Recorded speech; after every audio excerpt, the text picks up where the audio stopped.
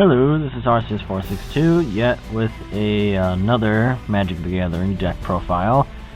I would apologize for the lack of videos thereof, but then I realized I have a thing called job and bills to take care of. So it becomes really hard, especially now that I'm working 10 hours a day, every single day, 5 days a week. And it's just, and plus the weekends I want to at least recharge for the next work day, and it's just a cycle that never fucking ends. It's not like I'm one of those people that have to rely on YouTube to make fucking money, but, you know, it's an easy way out, but, I don't know, that's the way I look at it, but, enough from my soapbox. But, here is my, Elfdrazi deck. Now, the way this deck works is extremely simple. Is to mana ramp like a motherfucker and make sure you get your monsters out before turn 4 or on turn 4. They have to be out then. They have to be out. You have to drop your Eldrazi creature or something that will scare your opponent and drive him into a corner at least by turn 4. Primeval Titan is an exception to that, because it gets really scary, because then you start dropping lands, and then they just have to waste their counter spells to kill it, whatnot, and it overall just becomes extremely nasty. But other than that, let's get to the main board first, and I'm just gonna flip these upside down here, and let's get started. So, we are playing about, I think, 15 forests? Yeah, 15 forests, because I was playing 13 for some reason before. But, other than that, these nice, beautiful bleed arts. So sexy. And then, we're playing one Nykthos, because mono green is so broken. Especially your devotion to green just becomes absurdly huge. And then we have Busiju, who shelters all. And I'm going to be playing 3 of them, but since I don't own the actual card, it's just... Well, I don't own the actual playset of the card, I only own one of it. Basically, for those of you who do not know what Busiju does, is enters the battlefield tapped, no surprise. And then you can tap it, pay 2 life to add 1 colorless mana to your mana pool. However, here's the kicker. If the mana was spent on an instant or sorcery spell, that spell cannot be countered by spells or abilities. I repeat, instant and sorceries uncounterable. Just for 2 life to add 1 mana. It's just nuts. It's awesome. And of course we play our staple Ayabugan. Not so much for the decrease in cost, but just so much more for the drop in colorless creatures from your deck to your hand. So that means you can catch Sundering Titan, the Golems, the Blightsteel, Darksteel Colossuses, anything that's colorless. Any colorless creature, boom, in your hand. Although I wouldn't want to pay exactly 7, unless you have to pay more than that, but hey. And then, off past the lands, we have our Lotus Blooms. It's basically your Black Lotus, and it helps you mana ramp like a mofo turn 4. Especially when you draw 2 of them first turn. And then we have our Explorers, like so. Of course, draw a card, drop additional land this turn. Pretty good, especially for 2 mana. And then we also have our Ancient Stirrings. Now, what it does is that 1 green, look at the top 5 cards, pick a colorless card among them, reveal it, put it to your hand, put the rest on the bottom. So, but here's the interesting part. Lands are technically colorless. so you can grab lands along with it as well. And that's technically your mana ramp for the turn as well. If not, you could always drop an elf too. Always the elves. And plus it grabs your Eldrazi's, it's very useful. Although I might drop it down to 3 to try to fit room for other stuff, but I don't know, we'll see what it goes. Just anything with mana ramping, this is pretty much staple, because if it's mana ramps, it's green, and if it's green, it runs elves, and if it runs elves, what more than just the Lonar elves? Oh no, you can't stop there. You gotta go with his inbred cousin, Mystic Elf. Basically, they do the same fucking thing, it's just different cards that do the exact same thing. Now, speaking of which, Elvish Archdruid. I played 3 of them. I kind of want to go to 4, and I'm probably going to opt out and do that. But I don't know. I just don't exactly want to drop him turn 3. But you know, if I draw him then I suppose you know it helps. I always want to drop him turn 2. I always do. But you know, if I can't, then so be it. And then, of course, he gives my elves +1/+1. So, mana ramps like a mofo, and pumps up your elves. What more could you ask for? And then we play our last mana ramper, Vorinclex, the Voice of Hunger. 8 mana for a 7/6 trampler, doubles my mana, makes theirs not on tap during each of their untap steps every time they tap that land for mana. So yeah, it's pretty good. I mean, if fairies are going to be a dick about it, I might as well be a dick right on back, right? Because fuck control. And then we got our Primevals. 6/6 Trampler for 6. Okay, pays for itself. Enters, boom, 2 lands from your library to the battlefield. Oh, attacks, guess what? Boom, 2 lands from your library to the battlefield. No questions asked, no bullshit, no nothing. It's just you and your precious lands. And speaking of which, here's what we ramp up into. Emrakul. Basically, pay 15, win the game. That's basically what it comes down to. It's because if you hardcast it, or Descendants pass it, whichever, is that you take an extra turn, can't be countered, always good.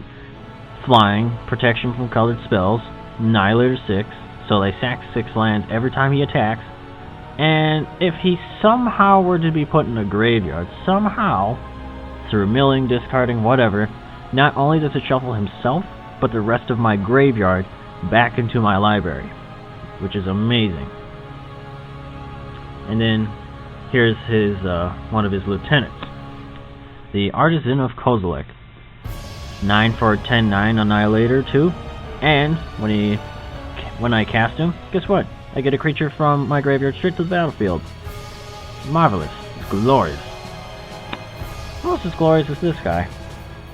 Olamog the Infinite Gyre. And then of course, destroy target permanent when I cast him. And then Annihilator 4, Indestructible, and of course, shuffles my graveyard back to my library. And it's 4/11. So, yeah. That's pretty fucking good. And of course, my 2 board wipes, the All Is Dust.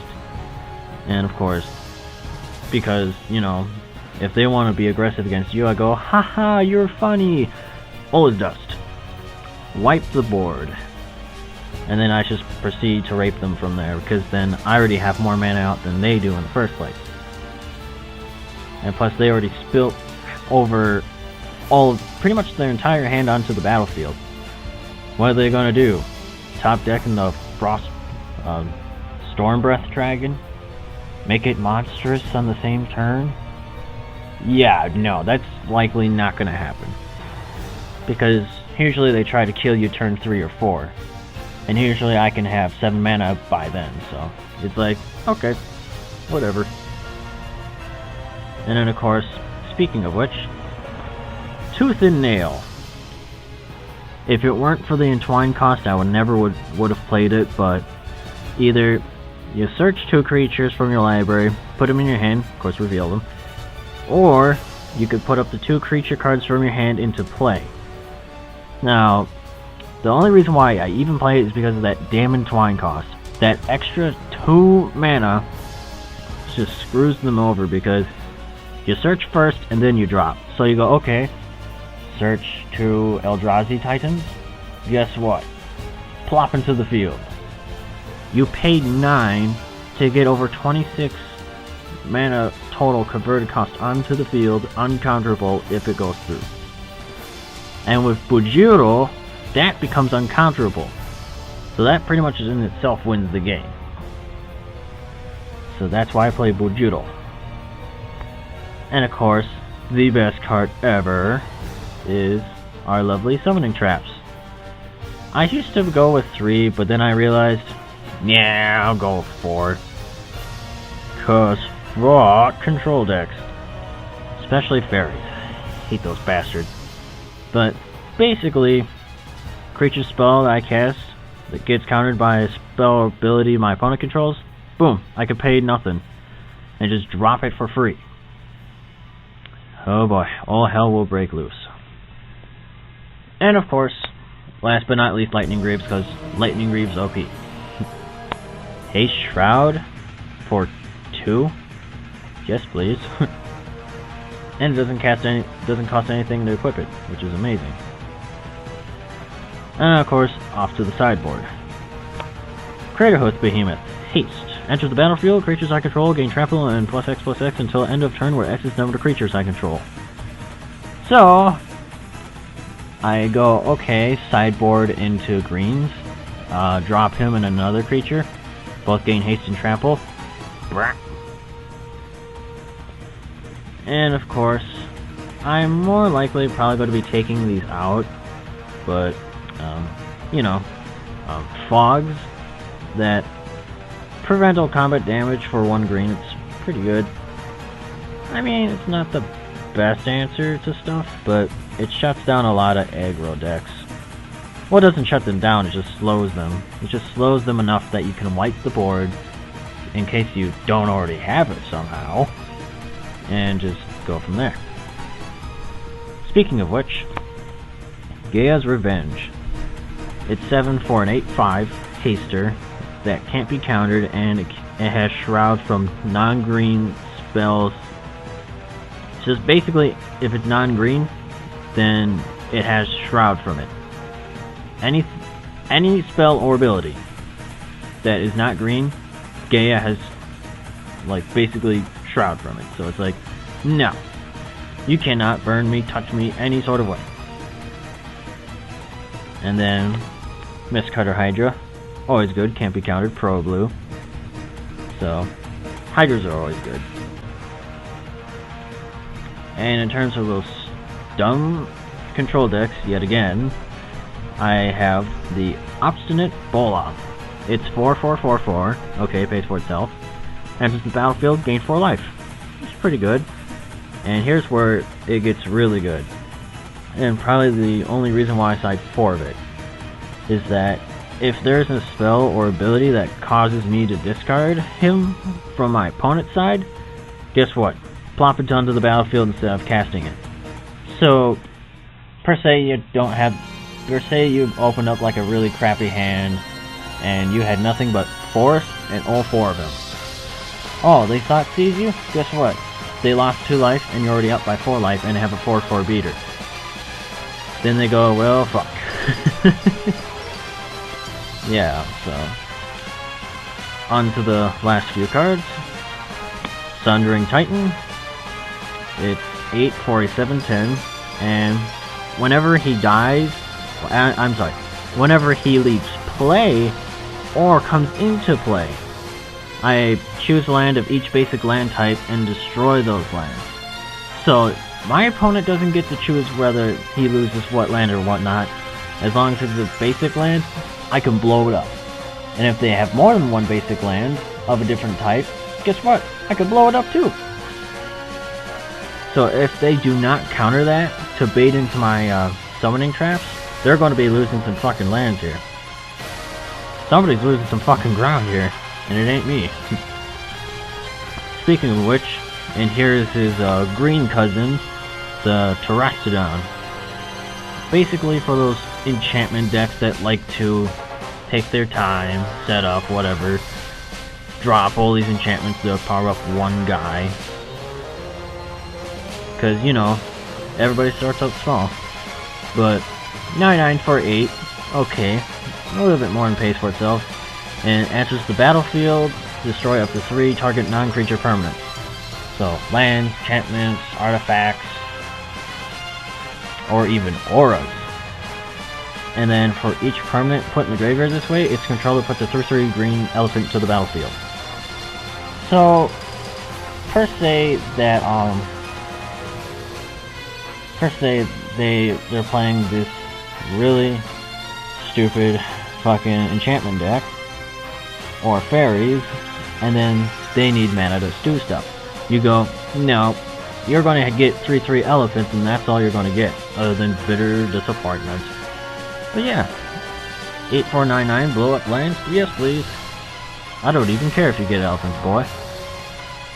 And then last but not least, Vines of the Vast Wood. It's one green that it doesn't work the same way as Hexproof, but just let me read it off to you.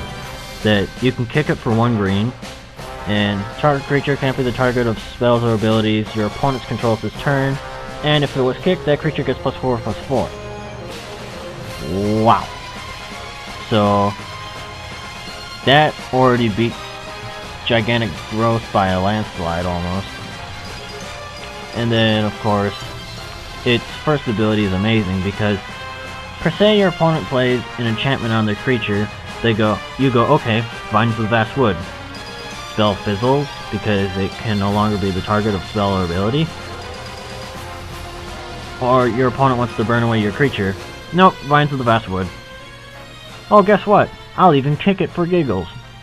And I'll say, fuck you, you're taking 5 from an elf. 5 damage from a king elf. It's ridiculous. But yeah, I'm trying to get ready for a pro tour, or at least so get to a competition that's kind of the equal level of that. I don't intend to be a champion right away, no, because I mean I haven't been on really the competitive scene all too much. I still need to see how this plays at locals or whatever and just go from there. But I do have things I want to try out in here as well. And what I might even end up doing, because Bojiro seems to be extremely hard to find. Extremely hard to find. But, I did manage to find these, though, there, that I want to try out, but I don't have the space for it yet. So, I'll probably experiment, find out what I want to do. But, if you guys don't know what this card is, this card is the Vexing Shusher. It's a sexy ass foil, ain't he? But basically, what he does can't be countered. Excellent. And he's a 2/2 that costs either 2 green or 2 red, 1 green, 1 red, whatever you want to do. But here's where he becomes special. You pay 1 red or 1 green, and target spell cannot be countered by spells or abilities this turn. Oh, I'm sorry, target spell cannot be countered by spells or abilities. Wow. That is amazing in itself. Anything that makes my stuff uncounterable is crazy. I don't care if I have to pay an extra 1 just to get out, per se, Elvish Archdruid. If he's getting out guaranteed to make sure he doesn't get, per se, just countered and then whatnot, it's great. It's awesome. But not only that, but he can just keep making my stuff uncounterable. He can keep doing that. I mean, it's not the best and the more expensive stuff, but I mean, like, Primeval Titan, or even, like, per se, they counter my creature, I already have him out, and I got about, like, 4 green mana, basically, and I cast all 4 of my, summoning traps. Okay, I go, okay, pay for, all uncounterable. Wow. But yeah, it's just something that I want to test out and see how it goes. But if I were to put him in, I would probably take out 2 Bojiros and see how it works. I mean, I'd also like to fit in more Vines of the Vast Wood, because Vines of the Vast Wood is OP as fuck, but I don't know. If you want me to go ahead and, like, post some matches or whatever, and as soon as I find Magic Online for the PC, as soon as I find that would be great. But if you want me to post matches, see how this deck works, that's fine. I mean, I love Eldrazi. I love them to death. Because not only are they immensely powerful, but they're not exactly overpowered. You have to pay this huge, absurd amount of mana up front, and then you're rewarded with all of these broken abilities. Like Annihilator. Pay 9, get Annihilator. Okay, fine. Or Eldrazi Conscription. Pay 8, get Trample 10/10 and Annihilator 2. Yeah, that's one way to look at it.